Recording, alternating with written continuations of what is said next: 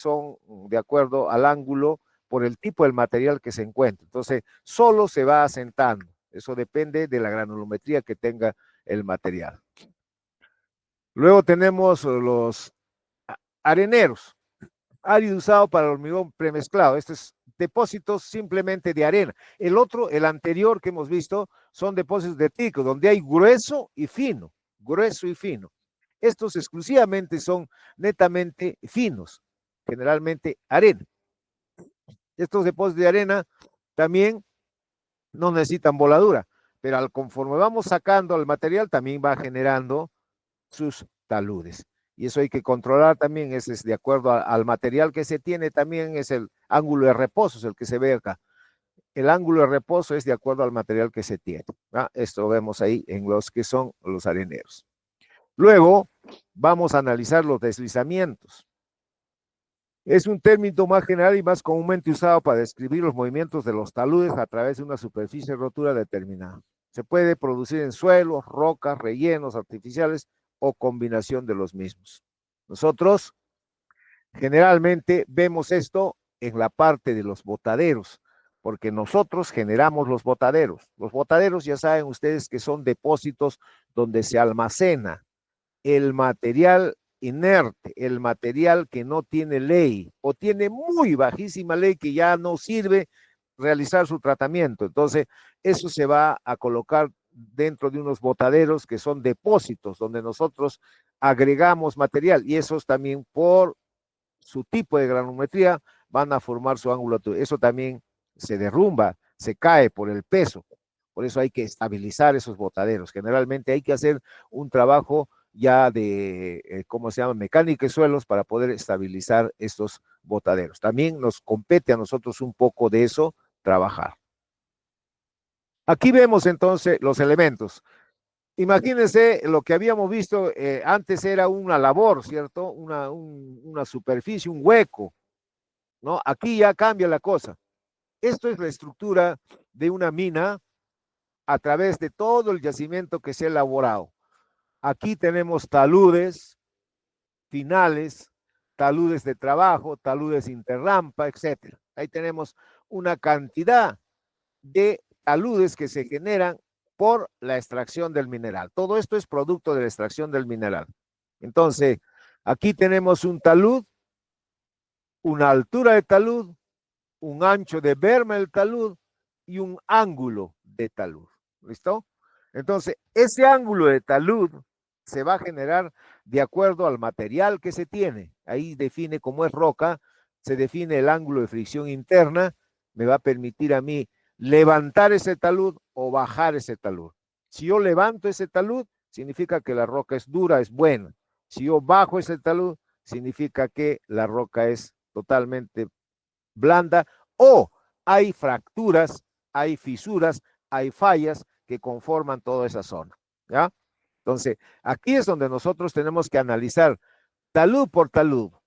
Se puede hacer todo el análisis del talud, ¿no? Todo. Pero primero hay que hacer talud por talud para ver cuánto es la resistencia del talud, cuánto va a soportar, si es necesario colocar el soporte o no es necesario colocarle soporte, ¿ya?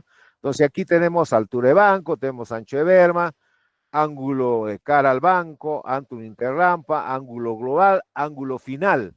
Eh, por ejemplo, de Toquepala, que ya está más o menos en 2 kilómetros de profundidad, ese ángulo, ese talud final también se puede determinar utilizando software, ¿no? Entonces, este es el análisis que vamos a hacer nosotros a partir de esta clase ya de aplicación a la minería superficial. Aquí está, bajamos un talud, vemos un talud. Los elementos del talud tiene cabecera o cresta del talud que está en la parte superior, ustedes lo ven en la parte superior, listo. Luego tenemos el talud, netamente el talud, que es la inclinación de la roca, de acuerdo a el tipo de roca. La base del talud, que está en la parte final, el ángulo del talud y las posibles fallas que pueda tener la zona de trabajo, porque esto no es una roca intacta, sino es un macizo rocoso. Y un macizo rocoso es la combinación de roca intacta más las discontinuidades. O sea, va a tener ciertas fallas, ciertas fallas. Bloque de esta parte que está marcadito aquí en negrito es el bloque de roca deslizante, y los puntos rojos, que ven aquí una línea con puntos rojos, es la posible falla de desplazamiento que existe en la zona, o sea, una fractura que existe. Ahora, esta fractura puede tener también agua, puede haber agua encima, dentro de ella puede haber agua. Eso hace de que este talud tenga la tendencia a caerse. Ahora, si nosotros tenemos aquí una falla cuña, la falla cuña es donde dos discontinuidades se cruzan, van a generar una falla cuña, entonces eso también hace la tendencia que se venga, que caiga. Por lo tanto, hay que analizar este tipo de talud. Por ejemplo, lo que ven aquí, la línea roja hace que todo eso se caiga, eso se llama falla planar, entonces todo eso puede caer. Analizamos y aquí también nosotros determinamos el factor de seguridad, que va a ser las fuerzas que hacen que esto ceda versus las fuerzas que impiden que esto. Hay mucho tiene que ver también la cohesión, en la zona de falla, cuál es si es áspero o es liso, ahí también tiene que ver mucho esto. Entonces, si este factor de seguridad en este caso me sale negativo o me sale menor que 1, entonces yo tengo que solucionar mediante perno de anclaje. Lo que yo puedo colocar ahí para que esto no ceda, no se caiga, un par de pernos, ¿no? Yo tengo que calcular analíticamente, mediante ecuaciones matemáticas, tengo que calcular yo cuál es el peso de ese material y cuántos de pernos voy a utilizar para soportar ese peso. ¿Ah? Eso es lo que tenemos que analizar.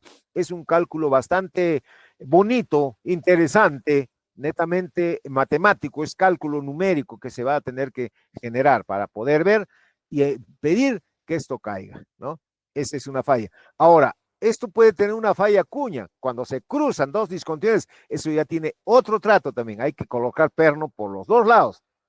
Listo. Ese es otro análisis que se va a hacer entonces sobre esto. Aquí tenemos que hacer los análisis para poder ver si se cae o no se cae. Eso es el kit del asunto. El final del asunto es si se cae o no se cae.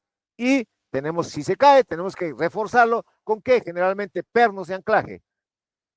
Si ya es ¿cómo se llama? Muy débil la roca, entonces será perno, malla, chocret. Ya será lo mismo que utilizamos también en minería subterránea, también lo vamos a utilizar aquí. ¿Ya? Es casi lo mismo. Aquí tenemos entonces el macizo rocoso. ¿Ve? Este es el macizo rocoso, donde nosotros vamos a generar nuestro trabajo ahora. Es un medio discontinuo, es que está conformado por el bloque de roca intacta más las discontinuidades. Y las dificultades ya saben que son fracturas, planos, estratificación, fallas, planos de debilidad, etcétera, etcétera.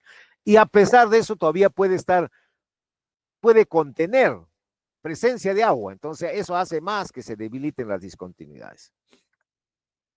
Aquí tenemos entonces ya la división. A partir de acá ya podemos dividir lo que es roca y suelo. Todo lo que hemos estado analizando desde el curso 1 hasta casi el 70%, 80% del curso 2 es la roca, material resistencia y consolidado que ha de ser removido mediante voladura, roca. Como nos metemos ahora a ver minería superficial, entonces ahí tenemos que tratar un poquito ya de suelo. ¿Por qué suelo? Porque si ven ustedes en la primera gráfica que les pongo ahí, esta primera gráfica, estas vías de acceso, que son rampas de acceso, estas vías de acceso que ven aquí, que dan vuelta, esas vías de acceso se van a realizar. Nosotros somos los que elaboramos eso. Esas son vías de acceso o comúnmente llamados carreteras dentro de la mina que me permite a mí bajar, subir. Esas vías en algunos casos no están en roca compacta, sino están en roca volada, en el material que ha sido volado. Entonces, el material que ha sido volado, como pueden ver aquí en la parte de abajo, todo ese material ya ha sido volado, todo. Esa es suelo. Por lo tanto, ahí tenemos que ver un poco de suelos y lo vamos a ver casi al final, que es la capacidad portante. Porque nosotros, ustedes están viendo ahí que están, volquetitos están yendo, ¿no? Listo. Por lo tanto, ese material suelto es débil y nosotros tenemos que hacer que por ahí fluyan los volquetes, vayan los volquetes, que vayan el cisterna o todo, camionetas, etcétera. Todo eso, esos equipos van a subir y bajar por esas vías. Entonces nosotros tenemos que compactar. Eso ya en la última parte del capítulo vamos a ver la compactación mediante rodillo más agua. Hacemos una compactación de tal manera que la roca que está molida resista el peso de los volquetes y para eso ya se trabaje totalmente, ¿no? Entonces, esas vías no son en roca compacta, sino hay veces hay en suelo y por eso es que nosotros debemos determinar y aquí la parte de suelo, analizar un poco de suelo. Mecánica de suelos es la ciencia que toma el estudio del suelo. Nosotros no vamos a ser mecánico de suelo, vamos a tomar algunas herramientas y la herramienta más utilizada es la capacidad portante. O sea, lo que vamos a hacer nosotros, cómo compactar ese material, nomás. ¿Cómo lo vamos a compactar? Para que resista el paso de todos los equipos que nosotros manejamos en la minería superficial. ¿Ya? Entonces, ya vemos un poquito de suelo. Bien, entonces todo lo demás es lo mismo. Vamos a ver acá una tabla de la identificación de la resistencia de los materiales. Eso es casi lo mismo. Por ejemplo, grado S1, arcilla muy blanda, resistencia a la compresión en megapascales, está en 0,025, o sea, es recontra. Y vamos al último, al R6, que es roca extremadamente resistente, y esa es una resistencia mayor a 250 megapascales. Son rocas compactas. Entonces, todo se analiza y es lo mismo. ¿Y eso cómo se ha encontrado? De la misma forma, se lleva roca al laboratorio, se hace una extracción, hasta resistencia. Listo. Los parámetros geotécnicos que se tiene que ver son los mismos, son exactamente iguales. Propiedad del índice de la estabilidad de taludes es la porosidad. La porosidad ya lo hemos visto también cómo se calcula en roca, ya conocemos la porosidad, dice volumen de vacío sobre el volumen total. Y en las rocas sedimentarias, el factor responsable de que esta porosidad aumenta o disminuye son los poros. En rocas sedimentarias generalmente existe poros o huecos dentro de la roca. Listo. Puede oscilar entre 0 al 90% de porosidad. Disminuye con la profundidad, la porosidad disminuye con la profundidad y depende del material cementante. ¿Listo? Acá podemos rocas sedimentarias, hay rocas blandas, porosas, etcétera, ¿no? Entonces, eso nosotros ya conocemos cómo calcular, cómo realizar. Pero el responsable de esa porosidad de esta roca es los poros que se generan dentro del macizo.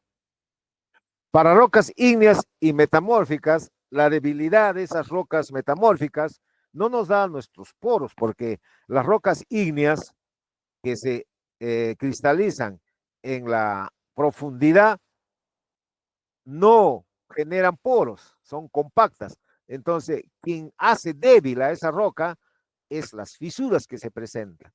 Totalmente las fisuras que existen por movimientos tectónicos, ¿no? Que se generan, por las presiones que se generan donde se trabaja, es las fisuras. Entonces esas rocas ígneas se vuelven débiles porque tienen mayor cantidad de fisuras. Normalmente, dice, la porosidad está entre 1 y 2%. Lógico, no tiene poros casi. Aumenta con la meteorización, desgasta un 20%, más y menos porosas serán las ígneas extrusivas. La porosidad afecta negativamente a las propiedades de resistencia, sí, con mucha razón, porque al ver más poros, entra el agua y el agua carcome, por lo tanto debilita toda la estructura de la roca. Otro parámetro que nosotros ya lo conocemos también es la densidad y peso específico, densidad o peso específico, ¿no? La densidad, masa de la roca del suelo, el roca o suelo, sobre el volumen total, y el peso de la roca al suelo por la aceleración de la gravedad sobre el volumen total. Esto ya hemos calculado también en laboratorio, ya conocemos también cómo, y esto nos permite a nosotros ligar y calcular las tensiones verticales, ¿cierto? Que es la densidad por la altura, podemos nosotros determinar el esfuerzo generado en un punto por debajo de la superficie. Está relacionado al rendimiento de los equipos de excavación también. Si la densidad es bastante mayor, por lo tanto los equipos se desgastan. Significa, si la densidad es bastante alta, por ejemplo 3.5, estamos hablando de un material que tiene contenido de fierro. Entonces, el desgaste del el momento de extraer, levantar o de perforar va a ser mucho mayor. Está totalmente relacionado. Cuando el peso específico es menor, es mucho más fácil hacer las perforaciones, la voladura, etcétera, y no se gasta mucho dinero. Aquí tenemos algunos pesos específicos que ya también son utilizables para rocas ígneas, para metamórficas, para sedimentarias. Y nosotros ya hemos calculado y sabemos cómo se calcula estos valores. El otro punto importante que nosotros también ya lo hemos visto, ya hemos calculado, es la resistencia a la compresión uniaxial. Es lo mismo. O sea, es exactamente igual. Es un parámetro geotécnico más citado, es el que más se va a citar. Todas las fórmulas también se van a hacer con esta resistencia uniaxial. Eso, entra a tallar y ver, entra para poder determinar la estabilidad del talud.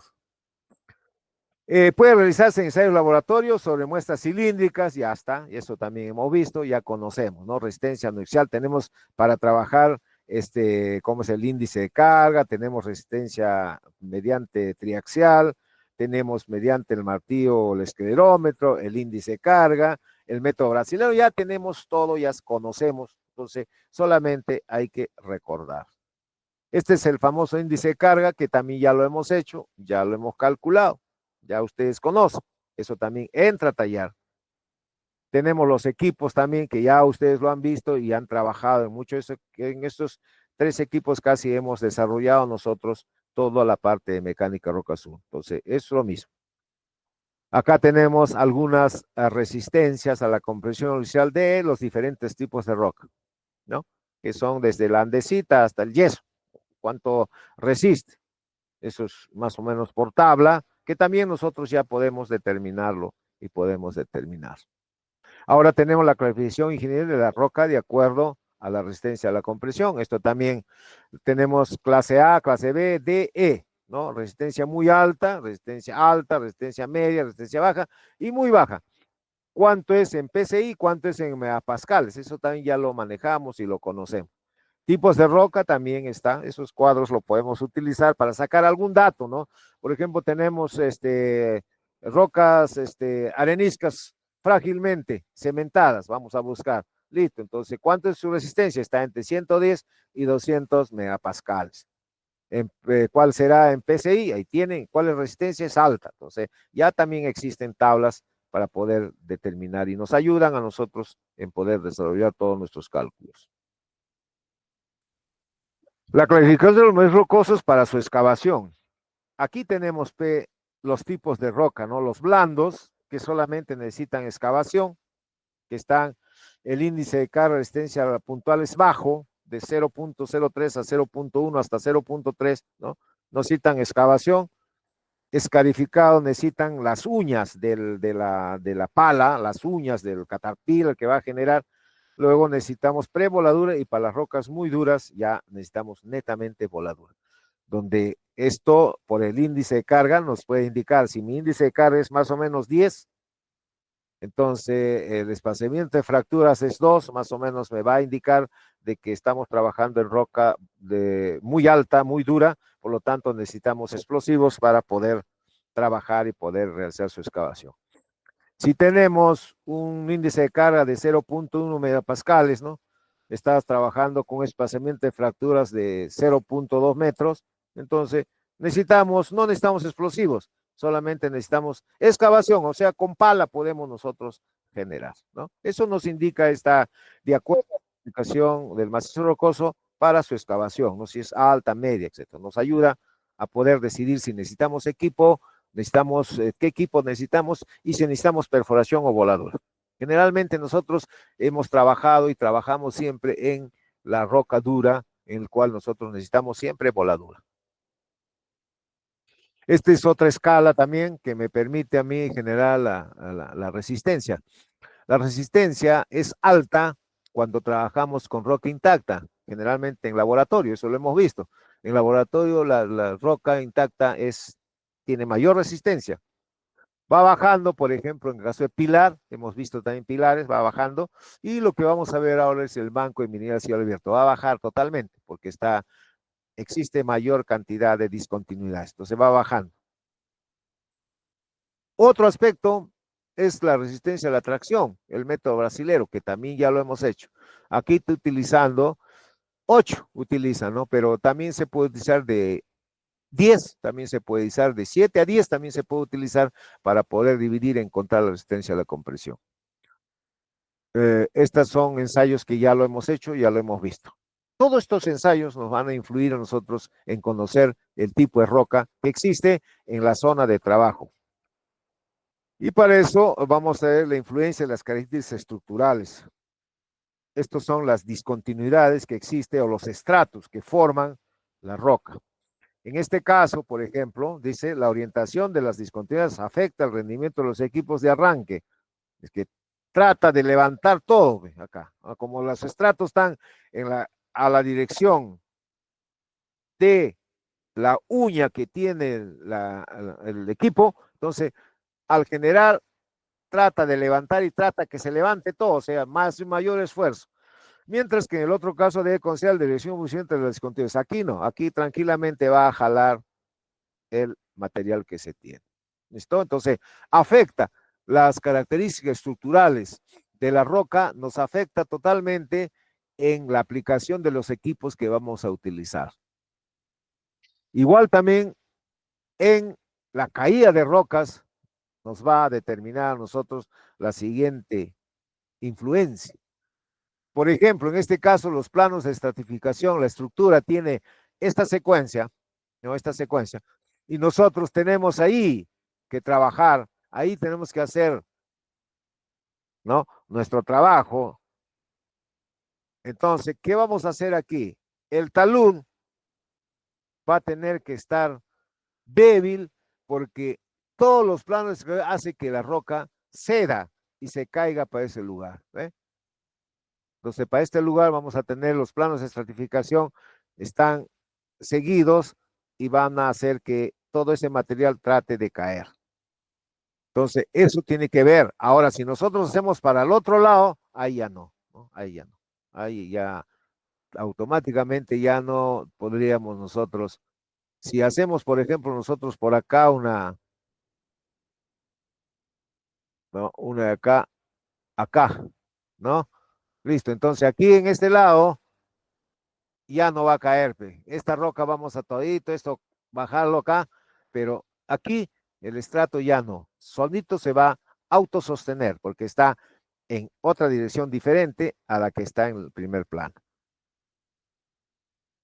Bien. Influencia de las características estructurales.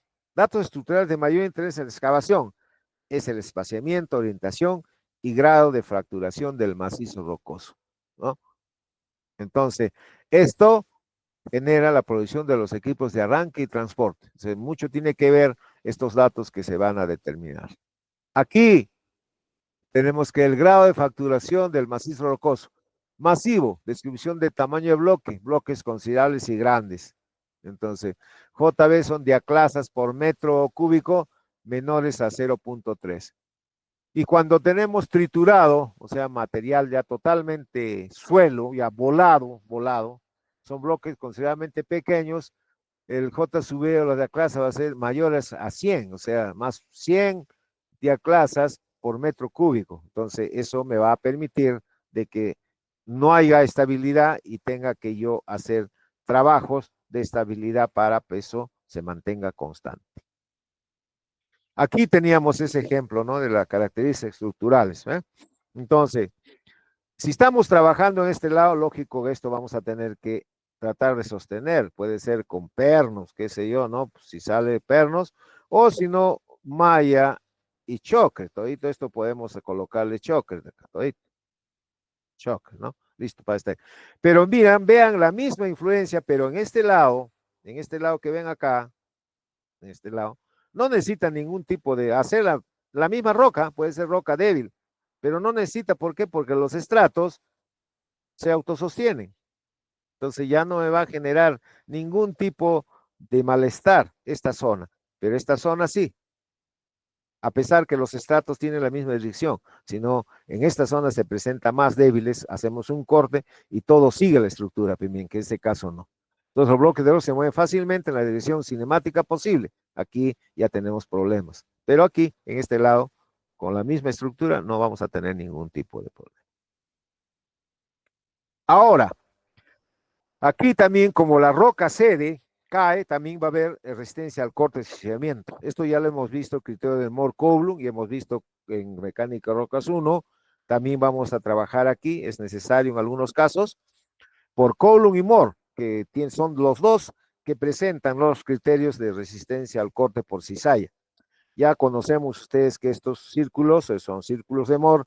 Tenemos aquí esta distancia que genera de aquí acá abajo, que es la cohesión. Tenemos aquí el ángulo de fricción interna que me determina a mí la estabilidad del talud. Este es el ángulo de fricción interna que me va a determinar la estabilidad del talud, ¿no? Eso es lo mismo. O sea, nosotros también utilizamos este círculo para ver si la roca es débil, se cae o no se cae, ¿no? Igualmente, la relación que hemos hecho de acuerdo al cálculo por Mohr-Coulomb, también es lo mismo, no hay variación, es casi lo mismo que se utiliza para poder determinar la estabilidad al corte del macizo rocoso. Tablas de resistencia, tenemos materiales, ahí tenemos algunos materiales no cohesivos, arenas, gravas. Aquí la cohesión es cero porque se trata de ya suelo, todo esto es cero, vean ustedes, todo esto es cero porque son rocas trituradas y esto existe después de la voladura. Entonces aquí ya nosotros tenemos que aplicar suelo, pero tenemos en materiales cohesivos donde ya son rocas ¿cómo se llama? Ya roca ígnea metamórfica, que son más compactas, cuyos ángulos de fricción son similares, pero la cohesión ya es totalmente mayor. La diferencia entre suelo y roca también es esto, la cohesión. El suelo es cero la cohesión y la cohesión cuando tiene valores ya significa que es un material cohesivo o una roca compacta o un macizo rocoso. Efecto del agua en la resistencia. El agua tiene mucho que ver. Ya hemos visto nosotros que cuando hacemos el diseño de clasificación geomecánica por RMR, habíamos visto agua, por el Q de Barton también, y el GCI, bueno, también se utiliza el agua. Entonces, el agua también aquí cuando hacemos minería superficial también se presenta, también existe. Y eso se genera en los poros y también te va a reducir la resistencia al cizañamiento, al corte o a la resistencia a la compresión. O sea, el agua también tiene mucho que ver. Y en el análisis que vamos a hacer de los taludes, vamos a ver cómo se comporta el agua. ¿Hay presencia de agua o no hay presencia de agua para calcular el factor de seguridad? Ahora, la estabilidad de taludes, la estabilidad, tiene sus causas. ¿Por qué se producen? ¿No? ¿Por qué se producen la inestabilidad de los taludes? Primero, nos muestran una sobreexcavación en la base del talud, ¿no? Puede haber una sobreexcavación aquí, la mala voladura hace que se coma toda esta parte y me genere una inestabilidad. De tal manera que aquí, esta perforación que haya no va a soportar este peso que está aquí. Por lo tanto, esto representa una cara libre y va a tener una tendencia a caer el material ahí, ¿no? Entonces, sobreexcavación en la base del talud. Esa es una de las causas para que el talud se vuelva inestable. Esa es una de las causas. La otra causa es la excavación de taludes escarpados, o sea, muy alto determinamos el ángulo de talud. Este ángulo es muy alto y al ser muy alto, también la roca no resiste y eso cede por las fisuras y fracturas que haya, los pesos que haya, cede. Entonces, otra de las formas de inestabilidad de los taludes, muy parados, ¿no? Muy parados. Por eso, el ángulo de talud se debe calcular respecto al tipo de roca que presenta y al ángulo de fricción interna para que indique que en roca dura el ángulo sí puede ser escarpado, puede ser valores hasta de 90 grados o 85, 90 grados, pero para rocas débiles ese ángulo debe bajar 45, 50, 60, ¿no? No más tampoco, ¿no? Entonces, eso indica esta estabilidad. Ahora, también hay el otro aspecto que son las condiciones hidrogeológicas. Mucho tienen que ver esto. Primeramente, tenemos en el suelo, sabemos que tenemos nosotros fallas geológicas. Listo, existe fallas. Y la presencia del agua, al caer el agua, la lluvia que cae generalmente en la parte superior, genera filtración en todas esas fallas. Como son fallas, son aberturas que existen, que ya ustedes lo conocen, aberturas que pueden ser de milímetros, centímetros o metros, hay veces, ¿no? En condiciones más grandes. Entonces, todo eso hace que el agua se almacena en la parte de dentro del macizo rocoso, ¿no? Generando fluidos, generando, ¿cómo se llama? Gotas de agua que salen, flujos de agua que discurren por ahí. Todo eso hace, primero, hace que aumente el peso del terreno, porque el agua tiene peso. 1 kilo es igual a 1 litro, 1 litro es igual a 1 kilo. Entonces, ¿cuántos litros se depositan en esta zona superior? Me va a generar un peso adicional al peso de la roca que tiene.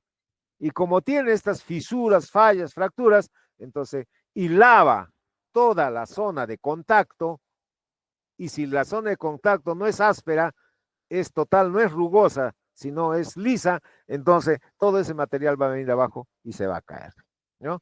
Esos son los procesos de meteorización. Toda esa agua que se genera hace que todo ese material caiga. Entonces, son condiciones hidrogeológicas también que te debilita la estabilidad del talud. Otro aspecto es las prácticas inadecuadas de perforación y voladura. Prácticas inadecuadas de perforación o voladura. Por ejemplo, demasiada carga en la zona, en los contactos, porque generalmente aquí también se debe hacer voladura controlada. Los buffer, el contorno de buffer, debe tratar de que eso se separe y después todito ya vuela. Pero lamentablemente no se hace, hay veces así. Entonces, esa inadecuada perforación y voladura hace también que se debilite. O mucha sobreperforación que existe hace que se debilite la pared contigua. Presencia de plano, debilidad, fractura, plano, extracción, zonas de cizalla. Todo eso se debilita, entonces hay una tendencia de que ese material se venga. Por eso la voladura tiene mucho que ver en la estabilidad del talud.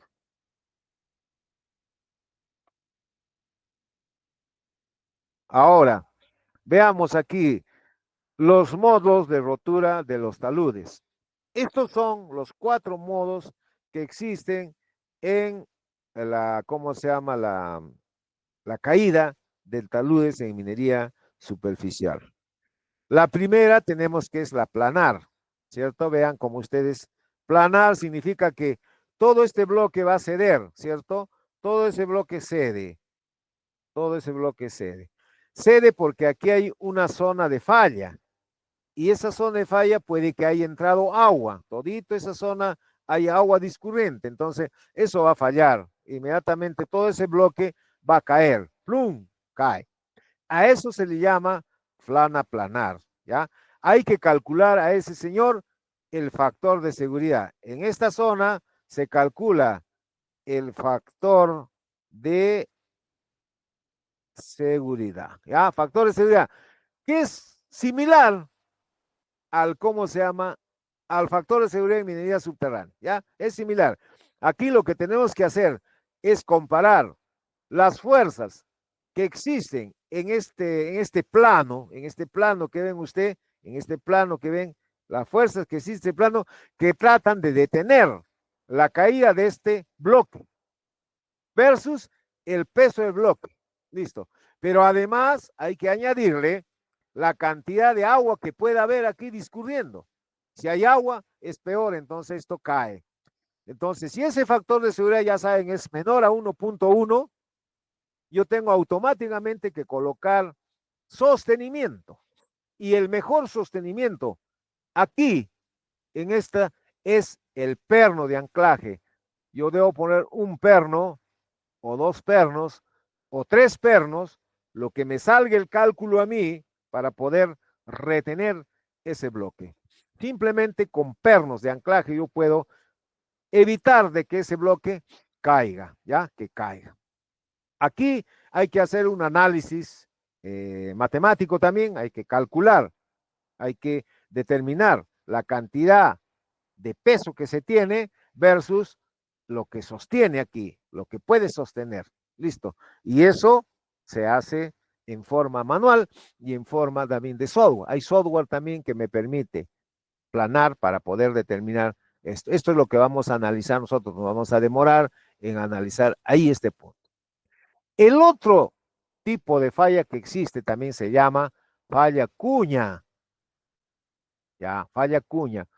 Y la falla cuña es más o menos similar al primero, pero se forma cuando existen dos planos de falla.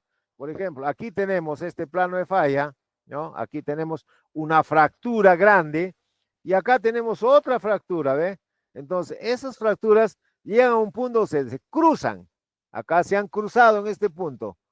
Listo, se cruzaron. Y al cruzarse en ese punto, esto va a ceder, esto va a caer. Y esto bastante ahí en minería subterránea. Quien lo determina es el DIP. El DIP determina si hay falla cuña o no hay falla cuña, ¿no? Entonces, aquí igual hay que analizar también. Aquí también se puede colocar por esta zona un par de pernos acá y otros pernos por acá y listo. Y con eso también sostienes ese tipo de falla que existe. El otro tipo es la circular. La circular, vean aquí, es el desmoronamiento de toda esta zona, ¿no? De toda esta zona. Por debilidad. Puede ser presencia de agua, puede ser demasiado peso, hay veces, ¿no? Demasiado peso podemos colocar en la parte superior para que eso, ¡boom!, caiga en folla circular. Entonces, ahí el cálculo ya no se hace de una, como el planar o el cumia, sino se hace por el método de las dovelas. ¿Qué significa el método de las dovelas? El método de las dovelas es un método en el cual divide en pequeñas fracturitas, en pequeñas dovelitas, todito lo divide y calcula cada una de ellas. Y la sumatoria al final me va a dar el factor de seguridad. Y si eso es menor a 1.1, pues eso se cae. Listo. Ahora, ¿cómo puedo yo sostener? Y ahí sí hay varias formas. Puedo colocar en la parte de acá un bloque de cemento, totalmente de cemento, concreto armado. Listo, entonces en la parte baja eso me va a aguantar. O también puedo utilizar perno con malla, perno, pero con mallas y choque. Ahí sí, todito con choque, yo puedo aplicar para que eso ya no se genere ni haya ningún problema de, ¿cómo se llama?, de venida de esta falla circular. Y luego está la falla por volcamiento. Como lo ven aquí, son estructuras que ceden y se voltean, caen todito, caen. Entonces eso también se puede aplicar utilizando pernos o malla, choker, o también en la parte superior colocarle un concreto armado aquí para que eso soporte su peso, ¿ya? Pero lo que más sucede en minas son estas, planar, cuña y circular. Volcamiento casi no, eso se ve en, ¿cómo se llama?, en taludes grandes, taludes naturales, ¿no? Generalmente los ingenieros civiles trabajan con ese tipo de falla de rotura del macizo rocoso, ¿no? Nosotros con los tres primeros. Esos son los tres que tenemos que analizar nosotros, ¿ya? Los tres, nada más, no vamos a analizar más. Luego tenemos los métodos de cálculo de estabilidad. Aquí tenemos varios métodos de estabilidad. Primero tenemos el método de equilibrio límite, que se basa exclusivamente en las leyes de la estática para delimitar el estado del equilibrio de una masa de terreno potencialmente inestable. No tienen en cuenta las deformaciones del terreno, suponen que la resistencia al corte se moviliza total y simultáneamente a lo largo de la superficie del corte. Este es el primer método del equilibrio límite. Con ecuaciones trata de determinar, ¿no? Y luego viene el método de cálculo de deformaciones. Aquí sí, considera que el cálculo de deformaciones, además de las leyes estáticas y aplicación práctica, esto sí se hace ya con los elementos finitos u otros métodos numéricos. Los elementos finitos ya son software. Este método de cálculo de deformaciones ya es mediante software, ya no es manual. Manual se puede hacer, pero es muy complicado. Te demorarías una semana en estar haciendo, y más todavía, ¿no? Es muy complicado. Tendrías que aplicar software. Y hay software para poder trabajar esto. No hay ningún problema. Los métodos de cálculo, ahí tenemos equilibrio límite. Está el método exacto, que ya casi se está utilizando exclusivamente para la rotura planar y rotura en cuña. Este método exacto es cálculo netamente de ecuación, que se aplica netamente al primer punto que hemos visto, rotura planar y rotura cuña. El segundo es el método de dovelas, el que se aplica a aproximados y precisos. Eso se aplica al volcamiento. Y tenemos los métodos de cálculo de deformaciones, que son métodos numéricos, elementos, eso ya es software, ya, software, totalmente software. Hay varios software ahí para poder determinar eso. Ahora, el método de equilibrio límite tiene bastantes formas de hacer. Hay métodos exactos, ¿no? Hay métodos no exactos. Dentro de los métodos exactos, la aplicación de las leyes de la estática proporciona una solución exacta del problema. Ausencia de deformaciones, o sea, no considera deformaciones. Factor de seguridad constante en todas las superficies de rotura. Esto solo si es posible en caso de geometría sencilla, por ejemplo, la rotura planar y rotura cuña. Ahí solamente se aplica estos métodos exactos. ¿Por qué? Porque la rotura planar significa un bloque que va a caer, un bloque casi homogéneo, casi entre comillas homogéneo, ¿no? Listo. Y la rotura de cuñas también es un bloque que cae. O sea, en ambos casos son bloques, son, ¿cómo les puedo decir? Son bloques grandes de roca que cae. Listo. O sea, es un rocón, ¡pum!, que cae. Listo, se acabó. Entonces ahí más o menos no hay deformación y el factor de seguridad es constante en toda la zona de trabajo. Por lo tanto, ahí se aplican estos métodos exactos. Los métodos no exactos, en la mayoría de los casos, la geometría permite obtener soluciones mediante la estática, problemas de hiperposición y hacerse una hipótesis de lo que permiten solucionar. Dentro de los cuales tenemos la estabilidad global de la masa del terreno, que ya está en desuso, eso ya no se usa.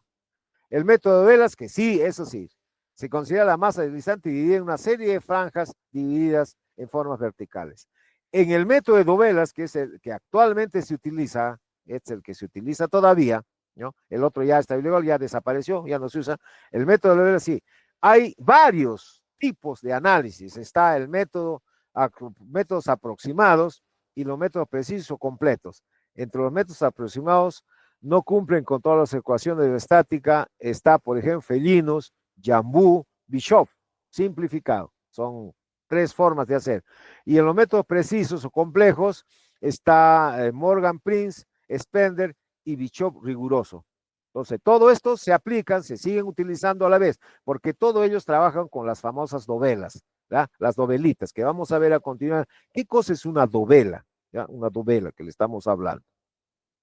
Bien, entonces aquí, como resumen, podemos ver que los métodos exactos solamente se trabajan en rotura planar y rotura cuña. Y para los demás dos que hemos visto nosotros, que por volcamiento y deslizamiento circular, están los métodos no exactos. Y ahí está Fellinos, Jambú, Bishop, Morgan Springs, Spencer y Bishop riguroso. Pero todos ellos trabajan con dovelas, ¿ya? Listo. Vamos a ver qué cosa es una dovela.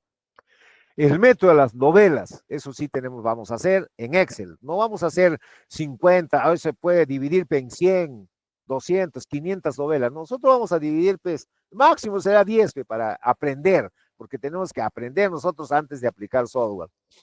Los métodos de dovelas consideran el problema bidimensional, por lo que la estabilidad del talud se analiza en una sección transversal del mismo. La zona de terreno potencialmente deslizante se divide en una zona de fajas verticales. Listo. Entonces, ¿qué cosa es una dovelita? Dice, está formado por N.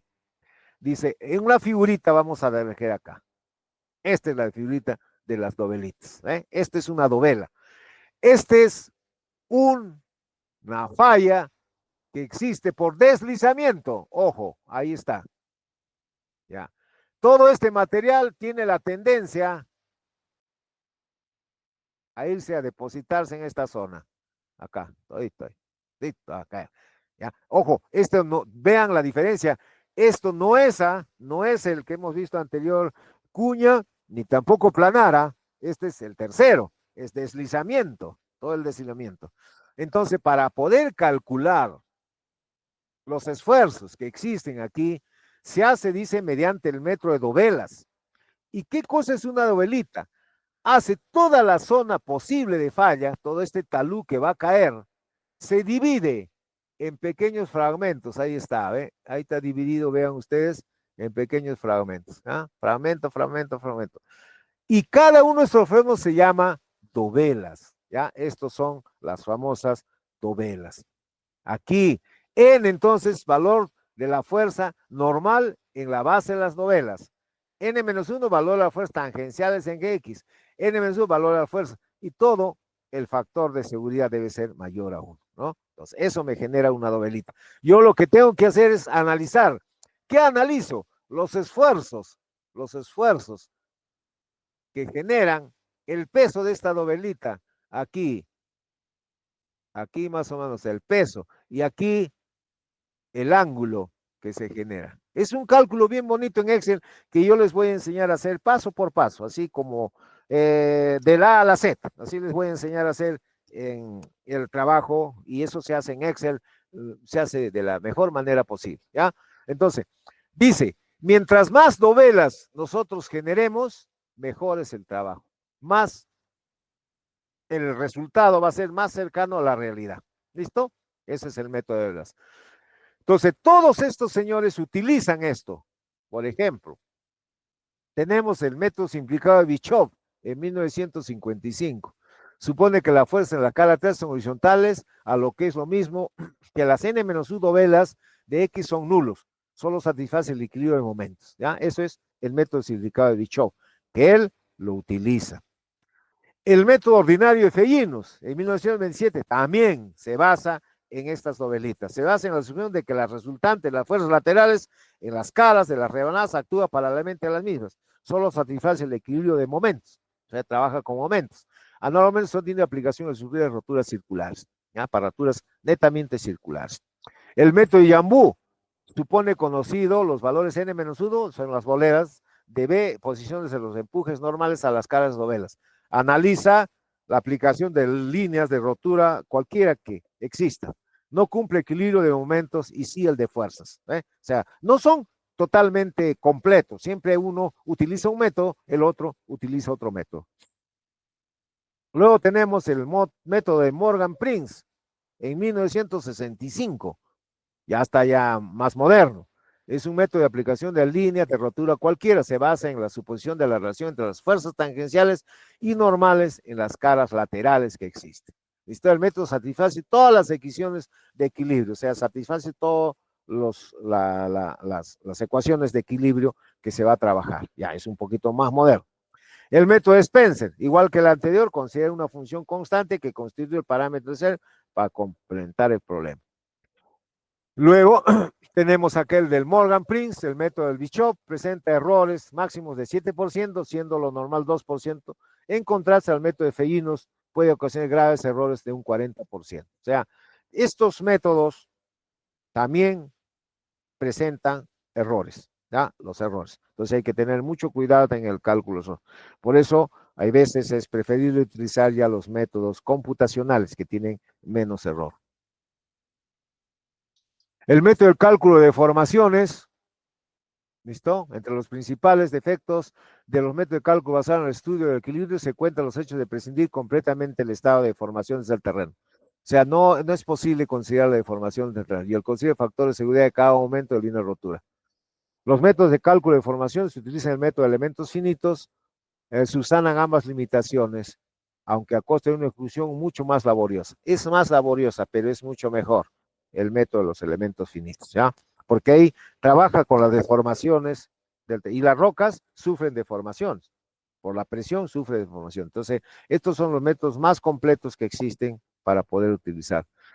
Este método puede ser aplicado en rocas, comportamiento resistente, relación entre deformación, relación de tensión normal y distancia. En suelos también totalmente se aplica en suelos. Y viene la estrella de todos, que es este, el factor de seguridad. ¿No? El factor de seguridad es la estrella, porque nosotros lo que tenemos que hacer es calcular este factor de seguridad. Y eso ya lo hemos visto, es casi lo mismo, ¿no? Fuerzas que se oponen al deslizamiento son fuerzas que incluyen el deslizamiento, ¿eh? Entonces es lo mismo. Acá dice, fuerzas del factor de seguridad, dice 1 inestable, mayor a 1.1 estable. Eso quiere decir si es menor de 1 ya se cayó todo, ¿eh? O sea, es lo mismo que vamos a analizar. Es casi lo mismo. ¿Listo? Esta es entonces la primera parte de esta situación, de toda la teoría de lo que es la aplicación de la ingeniería de rocas directamente a los, ¿cómo se llama? A la parte, ¿cómo se llama? De superficial. ¿Alguna pregunta, por favor?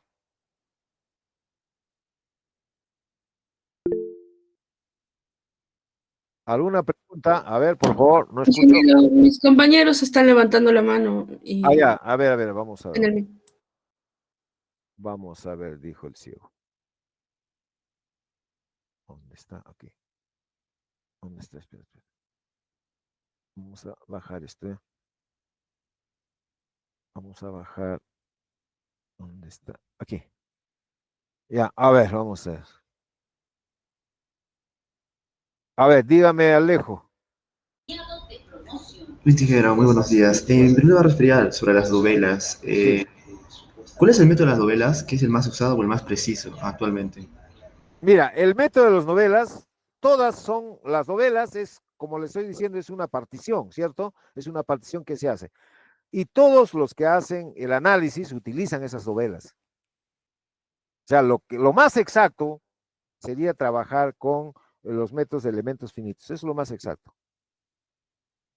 Las novelas se trabaja y tienen errores, porque hay cosas que no consideran, pero se analizan de todas maneras. Ahorita vamos a ver lo que es, cómo analizar las novelas. A ver, ¿alguna otra pregunta? Yo, ingeniero. A ver, dime. Acerca de los modos de rotura, Sí. ¿usted qué rotura me puede decir que es la más difícil de predecir? A ver. De aquí, ¿no es cierto? Estas son las 4 roturas que existen. Y ahí está, Sí, las de esas 4 cuatro, roturas. ¿cuál es la Perfecto. más difícil de predecir? La más fácil de predecir, Difícil. la más difícil. Pero, ¿sabes qué?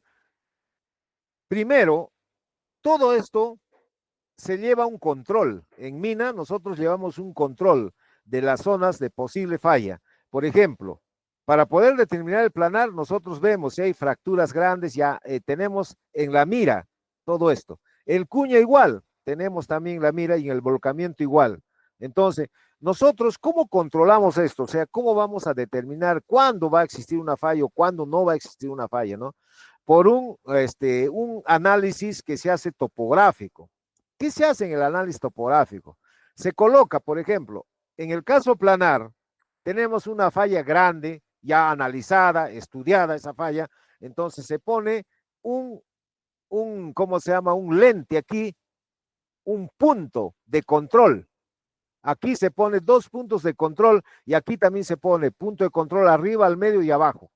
Entonces, todos los días el topógrafo sale a tomar lectura. Entonces él instala, por ejemplo, vamos a ver un ejemplo aquí en esta parte de acá, ya. Por ejemplo, en esta zona de aquí, por ejemplo, toda esta zona de aquí, toda esta zona, aquí hay falla. Entonces, el topógrafo cita un punto en este lado, un punto en este lado, un punto, más o menos unos 4 o 5 puntos en toda la mina, donde se visualiza toda la zona de falla. Y va tomando lectura, toma lectura. ¿Lectura de qué? Del movimiento que pueda tener la falla, del movimiento que pueda tener. Entonces, eso se hace con estación total. Antes nosotros en Toquepala hacíamos con teodolito. En el tiempo que estaba en Toquepala, había llegado un teodolito, el T2000, que era uno de los modernos teodolitos, y con eso nosotros tomábamos lectura a todos los puntos. Toda esa data lo colocábamos en la computadora y ahí había un programa determinado para controlar la velocidad de desplazamiento. Entonces, nosotros en la mañana íbamos aproximadamente a las 8 de la mañana, no muy temprano porque la visualización entre 8 a 10 de la mañana es la mejor visualización porque después ya comienza el calor a generar y hay más o menos unas ondas que se generan, que es el calor y también en la tarde ¿cómo se llama? La neblina que genera, ¿no? Entonces eso no permite ver. Entonces nosotros hacíamos todo este trabajo, colocamos y llevamos y nos daba si había desplazamiento o hacía velocidad de desplazamiento. O sea, controlaba si en el punto 1 había una velocidad de 0.0025 metros por día y se mantenía esa velocidad, entonces eso significa que no va a haber desplazamiento de este talud, no hay. Pero si nosotros vemos de que esa velocidad va aumentando, por ejemplo, el día de hoy era 0.0025, el día de mañana 0.028, el día siguiente, ya, perfecto. Analizamos inmediatamente, hacemos curva e indicamos sí, posible falla. Entonces, inmediatamente se venía y se hacía las mediciones del caso para poder colocar el sostenimiento que existía en la zona, ¿no? Para eso se hace en todo esto, en todo se hacía.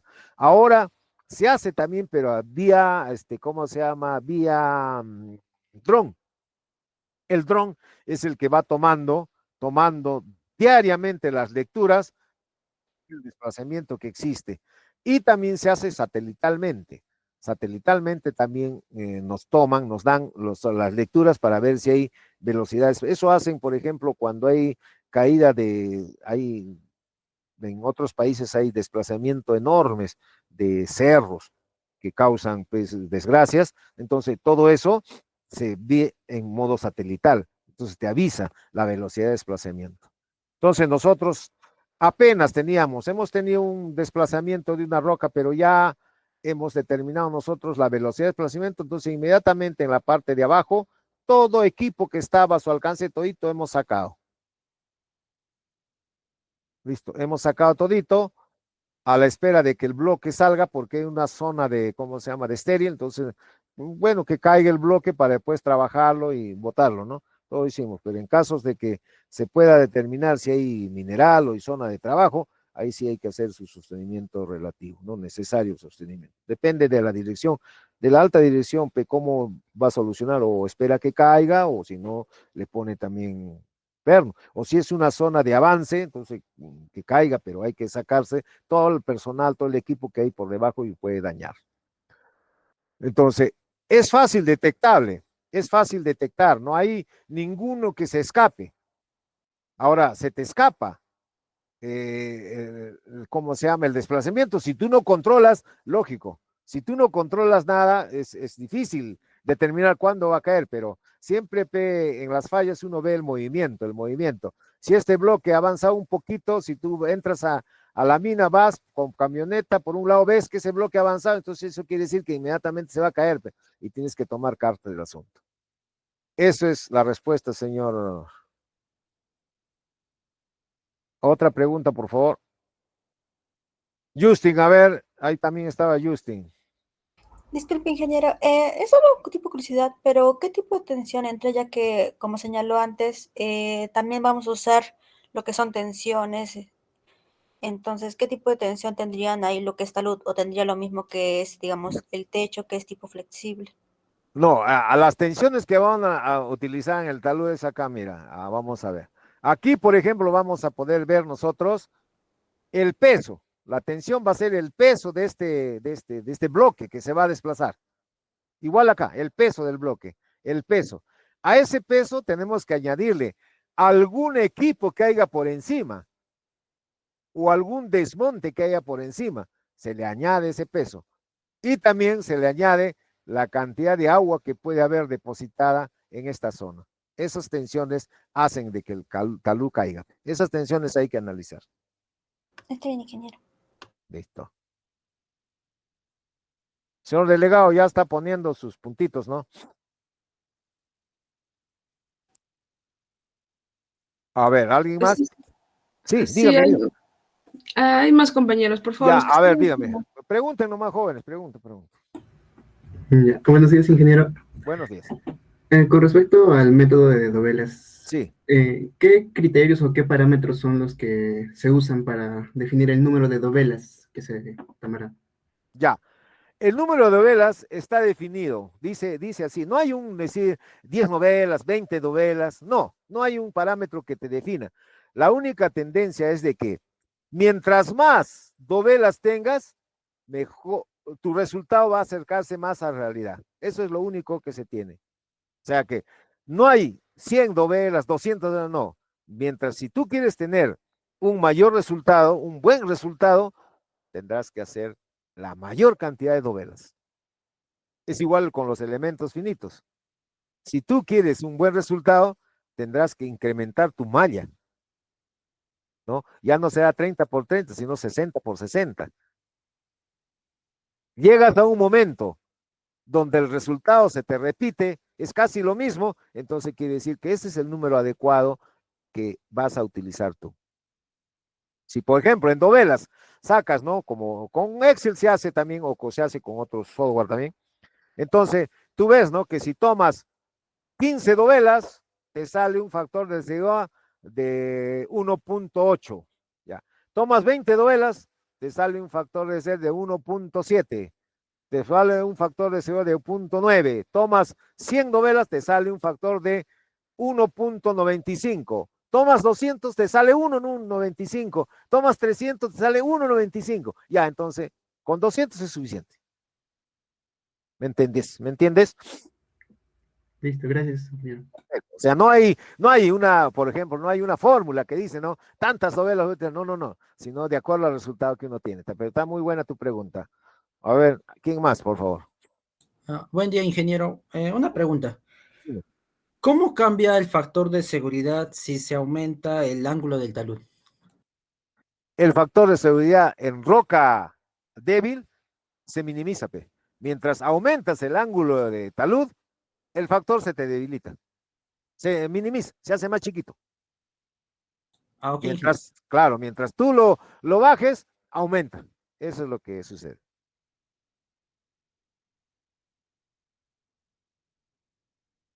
Ingeniero, buenos días, ¿qué tal? Una Buenos pregunta. días, Hugo. Dime. Con respecto, por ejemplo, si es que tenemos un macizo rocoso que Sí. está clasificado como un RMR de bueno, por ejemplo, Ya. ¿los taludes se podrían considerar inestables en algún caso? Siempre y cuando no haya fisuras expuestas, o sea, fracturas grandes. El macizo rocoso puede haber hasta cierta dimensión, puede estar bueno, pero ¿qué sucede si al medio hay una fractura? Ya, eso le malogró todo. Eso hace que la inestabilidad incremente.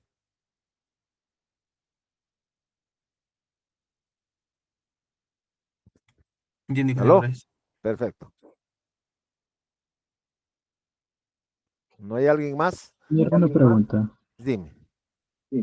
En lo que es el método de equilibrio límite, Sí. ¿por qué no considera lo que es la deformación del terreno? O sea, dice que considera lo que es la masa del terreno cuando es Claro, inestable, pero no, claro. no considera eso.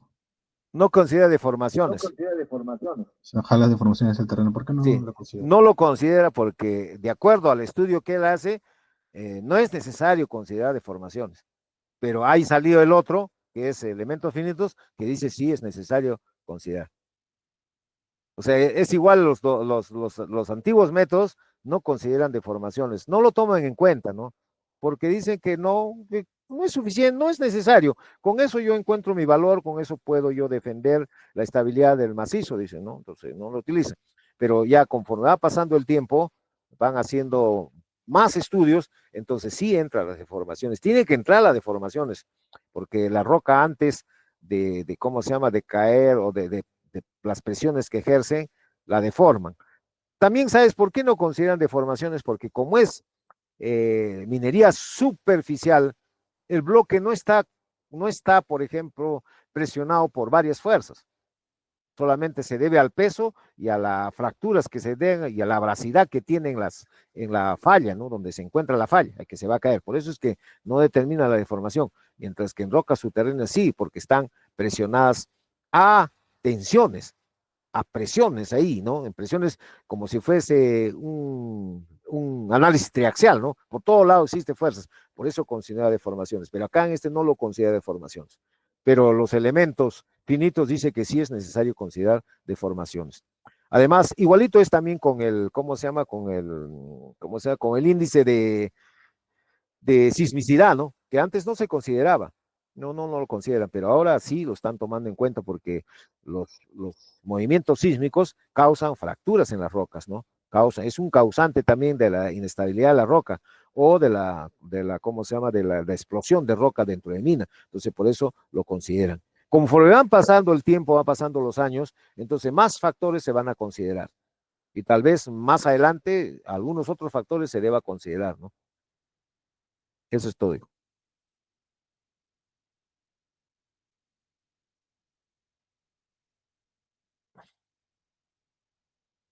Ya.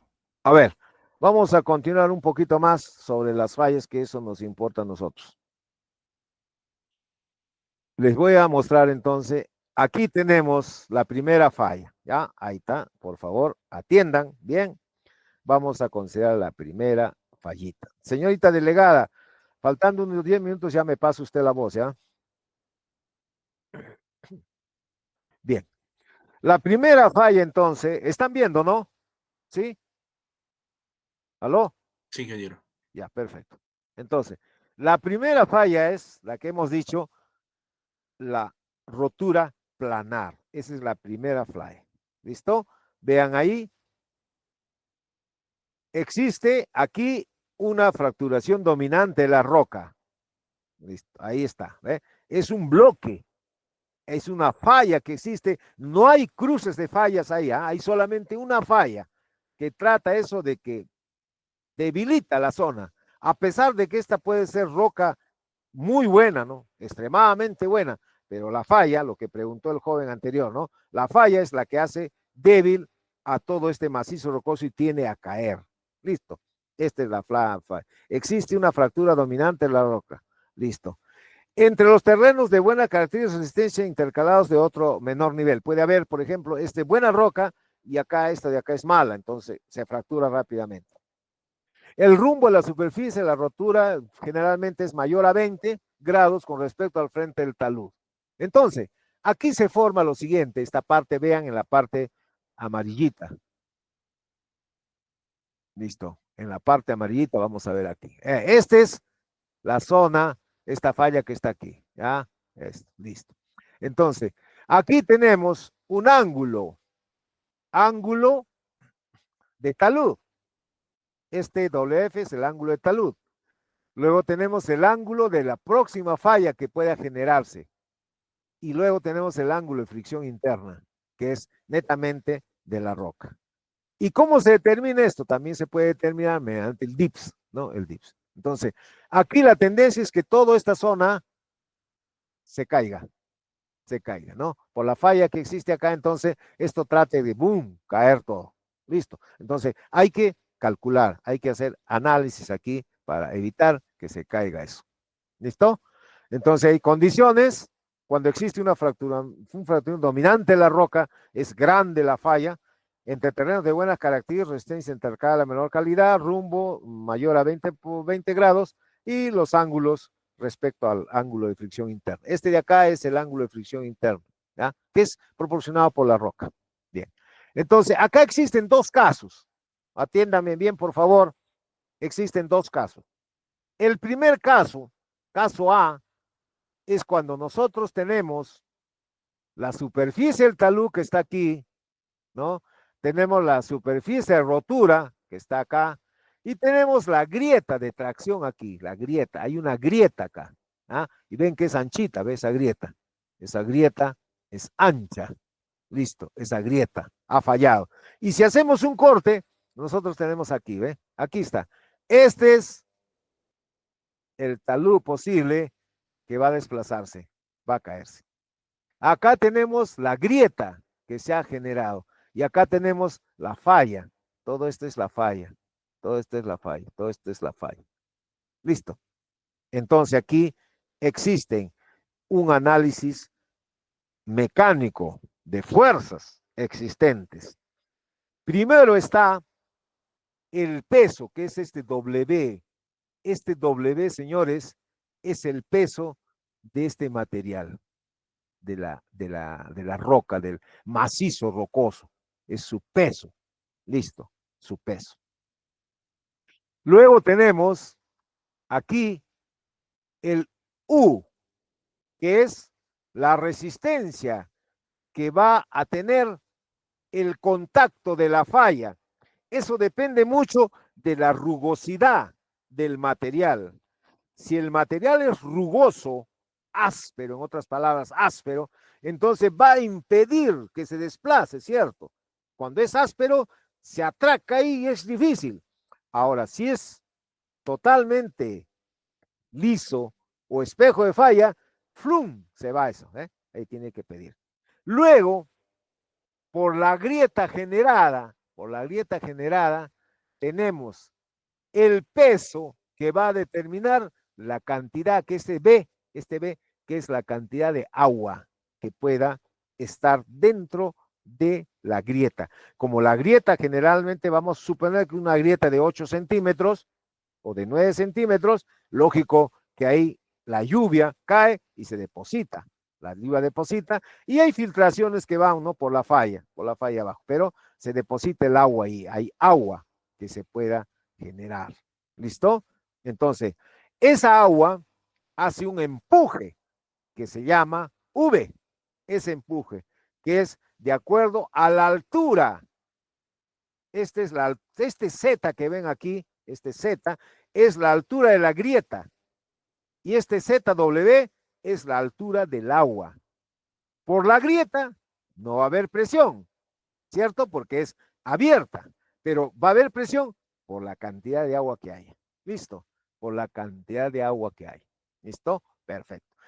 Por la parte de abajo tenemos el ángulo de talud, ¿no? El ángulo de talud y tenemos el ángulo respecto a la falla, respecto a la posible falla que haya.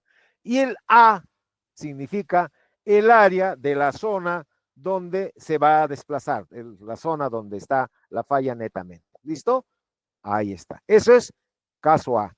Esas fuerzas hay que analizar en una ecuación que vamos a ver a continuación, ¿ya? Esas fuerzas hay que analizar. Ese es el caso 1. Ahora, si no hubiese agua acá, entonces este V desaparece, es cero. Ese es cero. Entonces solamente se tendría que calcular en función del peso W, del área, de la altura y del U. Nada más. No se calcularía ya en condiciones de agua. Ahora, si hubiese por encima, por ejemplo, un equipo más o un material que nosotros hayamos dejado, ese hay que adicionarlo a este W. Tendrías que incrementar ese W. Entonces, para ese caso, es otro trato. Bien, este es el caso A. Observen, ¿dónde va la grieta? La grieta va en el TOE, más o menos unos 6 o 7 metros del talud. ¿Listo? De la cresta del talud, perdón, de la cresta del talud, más o menos unos 6, 7, 8, 9 metros. ¿Listo? Caso A. Caso B. Caso B. El caso B, ¿cuál es la diferencia? A ver, díganme ustedes, a ver, alguien que me diga, ¿cuál es la diferencia? Por favor, tienen que dominar esto, ¿ah? Si no, están fritos. ¿Cuál es la diferencia? La posición de la grieta. La posición de la grieta. Muy bien, hijo, muy bien, muy bien. Dense cuenta de eso. Es la posición de la grieta. En el caso A, la grieta estaba por encima. Pero en el caso B, la grieta está en el medio del talud. ¿Eh? Y si nosotros hacemos un corte, viene a formar esto de acá. ¿Eh? Viene a formar esto de acá. ¿Listo? Viene a formar esto. Muy bien. Entonces, ahí está la altura del talud. Tenemos el peso, lo mismo. Tenemos el área, tenemos los ángulos, tenemos el U, que es la fuerza que trata de soportar, que depende mucho de la, ¿cómo se llama? De si es áspero o no, ¿no? Y luego tenemos el V, que es la presión que ejerce el agua que existe en esa grieta. ¿Listo?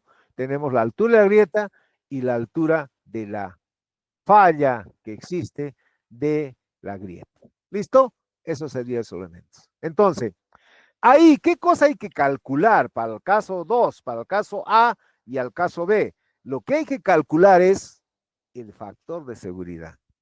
O sea, el factor de seguridad, ahí no vas a calcular cuánto pesa, ni no, el resultado que yo necesito saber es si eso de ahí se cae o no se cae. Nada más, eso es lo que necesito saber. Si se cae o no se cae. ¿Y quién me da ese valor? El factor de seguridad. ¿Listo? Entonces estamos claros, el factor. Y el factor de seguridad se calcula con esta formulita. Ven, es una formulita ya bastante extensa, bastante grande para poder calcular. ¿Listo? Entonces, esta formulita nos dice así. Dice que el factor de seguridad, el FS de acá, es el factor de seguridad que debe salir. ¿Cuánto debe salir, señorita delegada? Bueno, para que sea estable y seguro tiene que ser mayor a 1. Mayor a 1.1. Muy bien, mayor a 0.1. Listo. Ya está. Recién ahí sería estable. Entonces, yo tengo que calcular C. ¿Qué cosa es C? Es la cohesión del terreno. Es la cohesión. Dice cohesión del terreno. ¿Qué cosa es A? Dice el área de la superficie de deslizamiento. ¿Qué cosa es W? W es el peso de quién? Del macizo rocoso en esa zona. ¿Qué cosa es el coseno? Es el ángulo que genera, el ángulo de fricción. ¿Qué cosa es U? Es la fuerza por áspero que se siente en la zona de falla, ¿no? ¿Cómo se llama eso? ¿Quién determina el áspero o liso? ¿Qué se llama eso? El coeficiente de fricción. Están durmiendo allá. La fricción que existe, ese es U. V, ¿qué cosa es? Es la resultante de presiones que te ejerce el agua. Seno de los ángulos tangentes, eso es lo mismo. Listo. Lo demás ya viene a ser lo mismo. Listo. Todo eso entonces es lo que forma. Listo. Entonces, ¿cómo calculamos ahora? Nuestro problema es cómo calcular el A, ¿cierto? El C no hay problema porque es la cohesión, eso nos dan. ¿Cómo calcular el W? ¿Cómo calcular el U? Y cómo calcular el V. Ese es nuestro problema. ¿Y cómo lo calculamos? Aquí está la siguiente ecuación. Listo. ¿Cómo calculamos el A? El A es calculado por el H, la altura del talud, menos la altura de las grietas, la zona de grieta. Y todo eso dividido entre el ángulo de talud que se tiene. Listo, ahí está. ¿Cómo calculamos el U? El U es igual a 1/2 de la densidad o peso específico. ¿De quién? Del agua, por la altura del agua, multiplicado por la altura del talud menos la altura de la grieta. Y todo eso dividido entre el seno del ángulo de talud. Listo, ahí está. U, calculado. ¿Cómo calculamos el V? El V es 1/2 de la densidad del agua por la altura del agua al cuadrado. Listo, calculado. ¿Cómo calculamos el W? Ahí viene, ojo, atiendan por favor, ahí vienen para el caso A y para el caso B. Ya saben que el caso A, la grieta está por encima del talud. Ya. Acá está la grieta. Y para el caso B, la grieta está aquí. ¿Ya? No equivocarse, por favor, apréndanse si es posible de memoria, no sé, pero ustedes están viendo que estas son fórmulas más complicadas, por favor, atiendan, tienen que, porque no va a ser que el examen saquen mal, listo. Entonces, para el caso A, la grieta está más o menos unos 8, 6, eso, bueno, no interesa, pero está por encima del talud, de la cresta del talud. Y para el caso B está en el talud, ahí está. Entonces, para el caso A es 1/2 de la densidad por la altura al cuadrado. Listo, eso es fuerza. Sobre 1 menos Z, que es la altura de la grieta, sobre H, la altura del talud, todo eso al cuadrado. Entre tangente del ángulo de ¿cómo se llama? De talud y el ángulo de la zona de falla, para el caso A. Y para el caso B es 1/2 de la densidad por la altura al cuadrado, todo eso 1 menos Z, que es la distancia de la grieta sobre la altura del talud, al cuadrado. Y todo eso tangente de los ángulos menos 1.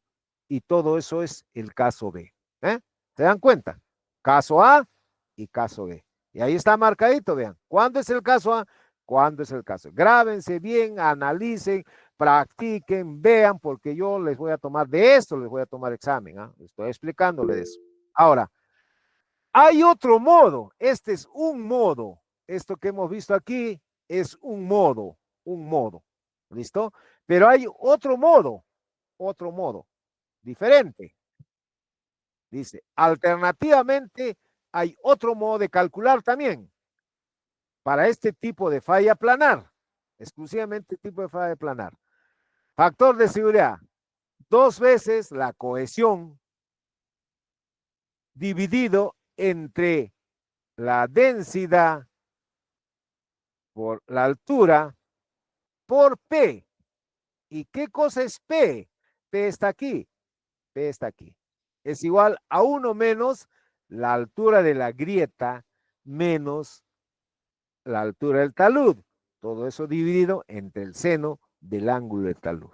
¿Listo? Y ahí está P. Más dice Q. ¿Y qué cosa es Q? Acá dice Q viene a ser el peso. El otro caso era W, ahora es Q. ¿Ya? Por eso existe caso A, también caso A, el talud está, aquí está la grieta. Caso B, el talud está aquí la grieta. Ahí está. El Q, entonces el Q no es otra cosa acá que el W, pero tiene otro cálculo. Es 1 menos la diferencia de alturas de grieta y la altura todo al cuadrado por tangente del ángulo menos 1 sobre el tangente del ángulo. Y todo eso por el seno del ángulo del talud que se tiene. Para el caso A. Y para el caso B, dice 1 menos Z, la altura del ángulo por la altura del talud, coseno de tangente del ángulo sobre tangente de la zona de falla, menos 1. Listo, para el caso B. Ahí está entonces, Q sobre tangente A, menos R. ¿Y qué cosa es R? Es la densidad del material sobre la densidad del agua. Densidad perdón, densidad del agua sobre la densidad del material, la altura del agua sobre la altura del talud, y todo eso por la altura de la grieta sobre la altura del agua. Ese es R. Y P, ya lo conocemos, el P está acá, y ese, ¿qué cosa es?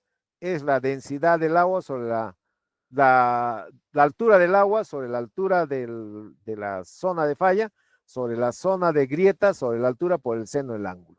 ¿Listo? Entonces, con eso yo calculo esto de acá.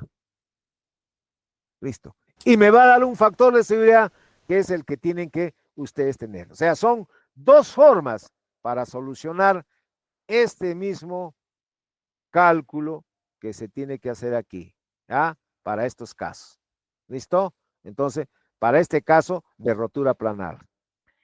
Hay dos fórmulas, hay dos formas que se presenta cuando es la grieta por encima del talud o cuando la grieta está en el talud. Y para solucionar también hay dos formas. ¿Listo? Para solucionar hay dos formas. Esta es la ecuación válida, ¿ya? Esta es la ecuación válida para poder resultar el factor de seguridad. Hay una ecuación acá que hay que borrar esto, ¿ya? Esto no tiene nada que ver. Disculpe, ingeniero, Listo. ya faltan 9 minutos para que termine. la Ya, clase. correcto. Entonces, ahí estamos claros, ¿sí o no? ¿O hay alguna pregunta? Disculpe, ingeniero, Sí. en caso de que no hubiera agua, porque dijo que va a afectar que haya o no haya agua, ¿cómo serían las fórmulas ya que he visto que se multiplica? ¿O Muy sería buena cero? tu pregunta. En caso no haya agua, ¿cuánto sería esto? Cero. Todo esto se va. Desaparece. Y Entiendo. desaparece esto. Listo, se acabó, ya está. En caso de que no haya agua. Sea la formulita, sea chica. Listo, así se vuelve. Pero ingeniero, con respecto al cálculo de U, Perdón, este tangente queda. Esto de acá no me muere, esto de acá, todo esto de acá. El tangente queda. Sí, dime. con respecto al cálculo de U, vemos que también depende tanto de la densidad del agua como de la altura del agua. Sí. ¿Cómo quedaría ese aspecto si no habría agua? Acá queda, a ver, ¿dónde está? ¿Dónde está? Espérate, ¿dónde está el cálculo? Acá el A queda, acá quedaría, la altura de la grieta es esta. Altura de grieta, la grieta siempre va a existir. Esta es la densidad del material. Y esta es la altura de la grieta. La grieta siempre va a existir, sino que no va a tener agua. En ese caso, ingeniero, donde está la letra Z, que es la altura netamente del agua, sería cero, ¿verdad? Claro, esta de acá, esta no, este Z es la altura de grieta, es esto. Mira. Es esto. Esto va a existir. Lo que no va a existir es esto. Eso desaparece. Pero este Z siempre va a existir. Disculpe, ingeniero, entonces, ¿qué pasaría con la fórmula ya que U es por ZW? ¿Sería No, cero todo? este ZW, este es la densidad del material. No es del agua, es del material. ¿Y ese ZW, ingeniero? Esta ZW es la altura. ¿Dónde está acá? A ver. ¿Dónde está? Esta es la altura de la grieta. Esta es la altura de grieta. Ingeniero, Z sería la altura, Z sola, pero Sí, ZW. pero acá no, ingeniero. acá hay error, porque acá Ay, ay, si desaparece esto, no, el U no desaparece, porque el U siempre va a existir abajo. entiende, ingeniero, ahora sí. Ya, ahora sí. Ingeniero, disculpe otra consulta. Sí. En la primera fórmula nos marcaba un sigma. Eso lo omitimos, ¿verdad? ¿Cuál sigma? ¿Este? Sí. No, este no. No, elimínalo, ese no sirve. Ah, ok, ingeniero. Eso no vale, eso no vale. Es solamente hasta acá.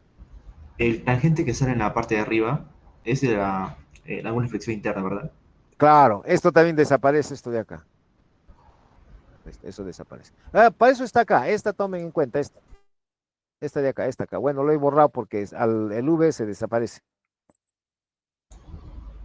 Listo, ingeniero, gracias. Ya, listo. Ya está. Bien. Ahí nos quedamos porque ya hay un problema para hacer eso. Hacemos la próxima clase, ¿ya? Nos quedamos ahí. Listo. Ya, señorita delegada, nos quedamos ahí entonces. Está bien, ingeniero. Pero ahora tenemos una pregunta con el delegado de la mañana. Sí. Es respecto al examen sustitutorio. Ya, perfecto. ¿Cuándo van a dar citado sustitutorio? Bueno, como nuestros profesores contratados están avanzando normal y vamos a regresar, como usted dice, prácticamente finalizando el mes, entonces se va a amontonar todas las cosas. ¿Podemos dar en este mes el examen en un sistema virtual? Claro. Ya, ingeniero. Entonces, con mis compañeros y con usted podemos quedar cómo se va a hacer el examen y también... Claro, el examen va a ser normal, va a ser, por ejemplo, los que quieren dar el examen 1, el examen 2, pero va a Ya, ser el tiempo de 1 hora y media que tenemos, ¿no? Listo, nada más. ya, 1 hora y media. Ujú. Ya, 1 hora y media y, o sea, va a ser como el anterior sistema que, por ejemplo, si tú estabas mal en el primer examen, tú dabas temas del primer examen, ¿así? Sí, sí. Ya, entonces es O mediante... sea, necesito lista. Ya, sí, voy a hacer una lista. Lista de los que van a dar examen 1 y el examen 2. Igual, está el delegado de la Sí, sí, está acá. Christopher, Christopher. Se ha Sí, dormido, ingeniero, Christopher. ¿cuál sería entonces la fecha para poder hacer el sustitutorio? Porque creo que la subida de notas está hasta el 5 en diciembre. Ustedes vean cuándo quieren dar. Depende de ustedes, cuándo quieren dar. Creo que lo mejor sería darlo lo antes posible, entonces no sé si sea posible quizás para el viernes o el lunes que viene. No, pónganse de acuerdo ustedes, los dos grupos pónganse de acuerdo. Ya, ya está bien, ingeniero.